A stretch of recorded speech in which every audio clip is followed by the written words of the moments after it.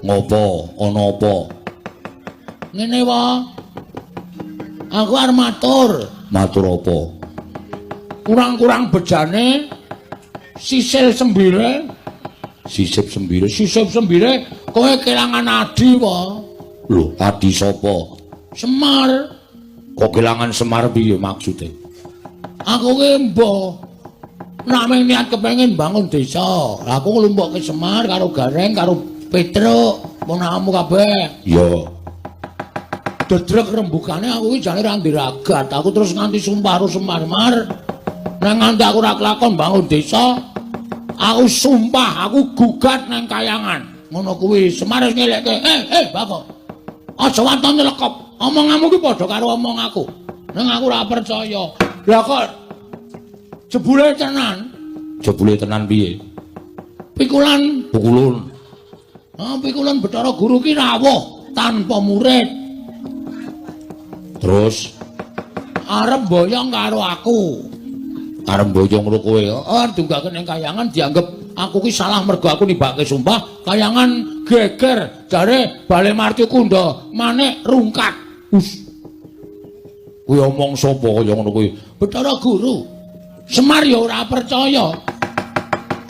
Terus Bathara Guru Semar ngandhake jane lekmu duwe arep ngluputke Bagong ki mergo pawadan kowe sengit karo aku kok Bathara Guru. Geger pokoke. Aku ya wis ngerti nek Semar ki ya ora cocok karo Manikmaya ki wis suwe. Lah iya. Perang. Dewa-dewa kalah karo aku kabeh. Wah, kowe gak menang karo dewa-dewa. Menang ning ming sithik rasa njaluk ya.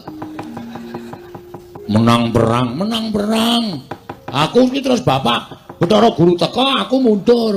Terus Bathara Guru Semar pokoke Bagong tak boyong. Terus Semar muni ngene iki, nek Bagong arep tak boyong iki jole aku. Bagong aja tak gone kayangane iki jole aku. Sing muni ngono Semar wae lah. Terus Gareng ya muni ngono, aku ya tak gelem dadi jole. Si Petruk ya muni ngono. Terus Semar diboyong ning kayangan karo Gareng karo Petruk. lho.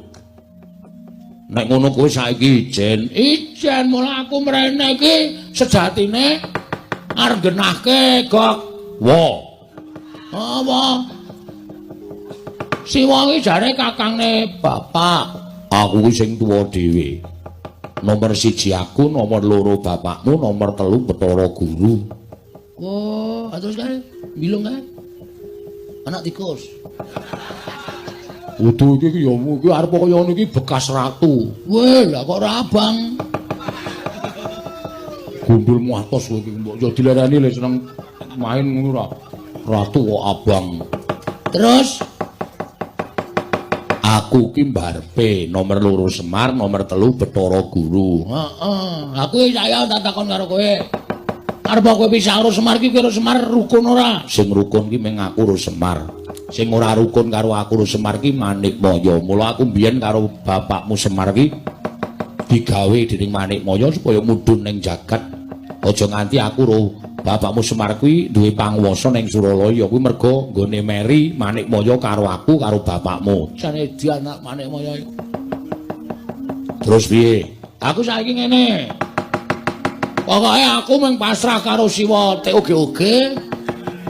Togok. Aku pasrah karo Siwa TOGOG supaya nyelametke Semar. Nek Siwa Togok ora iso nyelametke bapak karo kakangku loro, aku ora nrimake. Ateges kowe kuwi dudu kakangne Semar. Ming aku. Tan trimane Bagong suwek cangkem. Waduh. Piye lho? Wis monggo wong cangkem-cangkemmu dhewe. Ora edan kuwi ora. Lah aku tok kon ngopo? Aku treke ning kayangan. Treke aku ora ngerti dalane. Aku ora dong tenan nek donge aku wis mangkat dhewe. Jare kayangan ki pucuke gunung ngendi? Kemukus. Utuh. Himalaya iki ngendi aku ora dong. Ning nek kowe wujud kaya ngono kuwi engko tekan Sela Matangkep ora diparengake karo dewa sing tunggu Kori Sela Matangkep. Sapa jenenge? Cingkara Bala, Balapata. Cingkara Bala, Balapata. Kuwi buta loro. lorone nggawa godho nek kowe ora dikeparang iki munggah ning kayangan kowe lagi mlebu ana ing kori sira matangkep dituthuk godho sirahmu kowe pecah mati. Waduh. Kok kayangan iki gawat kok ana bodigate bareng. Sawet cingkara bola-bola apa to? Terus kowe salin wujud dadi wong sing gampang mlebu metu kayangan. Sapa kowe?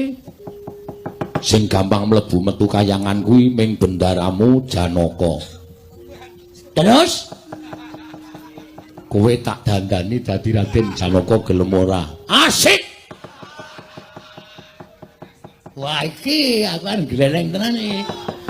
Janaka iki bagus ora jamak-jamak. Pokoke aku nek nang dalan di bajul wong itu, aku kan mampir sik lho. Aja Janaka iki jual mahal. Lah ora tak jual murah pokoke. Pancen kowe iki ngeyel kok gelem to? Gelem. Kowe engko tak duduhi dalane mlebu. Nek arep ngamuk-ngamuk ana ing kayangan nyelametno bapakmu karo kakangmu sakarone ning aja nyampurke aku. Terus kowe dicampur apa? Maksudnya aku aja nganti tok gathuk-gathuke aku mung nulungi karo kowe nduduhke dalane. Siap. Piye iki dandan piye? Ning aku bagus to iki? Bagus. Kaya ndoro Janaka to? Ning aja pisan-pisan ketemu karo Raden Janaka iso dipecah sirahmu. Mergo kowe madani Raden Janaka. Waduh cilaka iki. Itu sesingitan iki. Oh iya. Terus carane piye? Wis kowe saiki ngadeg jejeg. Tangane ning dodo. Mripate merem. Merem kabeh, ora merem siji. Luar tok. Ora. Aku sale curiga karo kowe, Gok. Kok meneh ora. Siwa? Ora omong. Ngambet-ambekan. Tak suwunke karo sing gawe Kostum menengo. Ora wangsulan to. Tak suwunke karo sing gawe urip kowe tak cipta dadi Raden Janaka muga-muga ketampa panjaluke Togog Yoga. siap. Wis ngambet-ambekan. Wis ngono ya tata-tata aku tak ngerapal mantram sakti. Nek wis tak rapal tak suwun karo sing gawe urip supaya kowe iso malik Raden Janaka. Sebab sing iso mlebu metu kayangan ki mung Raden Janaka. Sakjane Raden Janaka ora bakal gampang mlebu metu kayangan. Mula dina iki kowe arep tak ganti Raden Janaka. Wis siap-siap. Waduh. Wah, suwek cangkemmu lho, Gok. Iki le ngampet terus ket mau omong wae malah pidato. Gewes. Ya wis, tata-tata. Ya wis, tangane ning dodo.